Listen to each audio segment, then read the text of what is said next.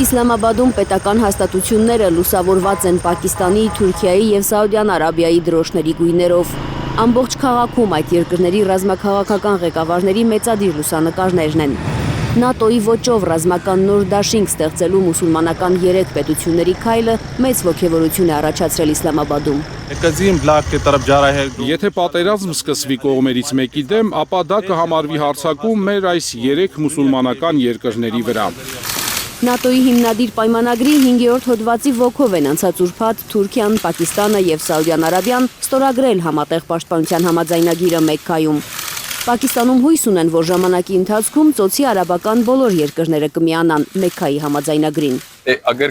Այս համաձայնագիրը հավակնում է դառնալ խոշոր բլոկ, որն Աստծո կամոք ի վերջո կմիավորի ծոցի պետությունները, նաև այլ երկրներ, ձևավորելով խաղաղության ուժ ամբողջ աշխարհում։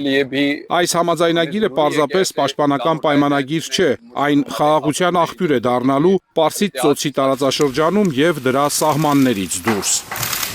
Արդյոք Հյուսիսատլանտյան դաշինքի անդամ Թուրքիայի մասնակցությամբ մինի ՆԱՏՕ-ի ստեղծումը վկայում է, որ տարածաշրջանում Միացյալ Նահանգների դաշնակիցները այլևս հույս չեն դնում Վաշինգտոնի վրա և ապավինում են միայն սեփական ուժերին։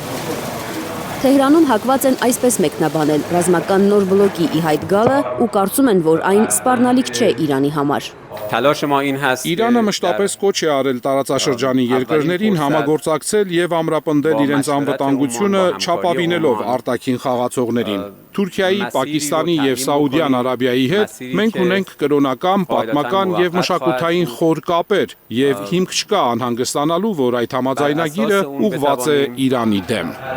Իրանի արտգործնախարարության խոսնակի զուսպ ձևակերպումներին հակառակ, անցած շաբաթավերջին Իրանի խորհրդարանի ազգային անվտանգության հանձնաժողովի ներկայացուցիչ Ռեզային թղթե համաձայնագիր էր անվանել Թուրքիայի, Պակիստանի և Սաուդյան Արաբիայի ստորագրած փաստաթուղթը։ Դիմելով սաուդցիներին նա ասել էր. «Ուղղեք ձեր քաղաքականությունը, որպեսզի ստիպված չլինեք անվտանգություն մուրալ ուրիշներից»։ Թերեզա Կադաևչյան, Արմեն Ապրեսյան, Հայլուր։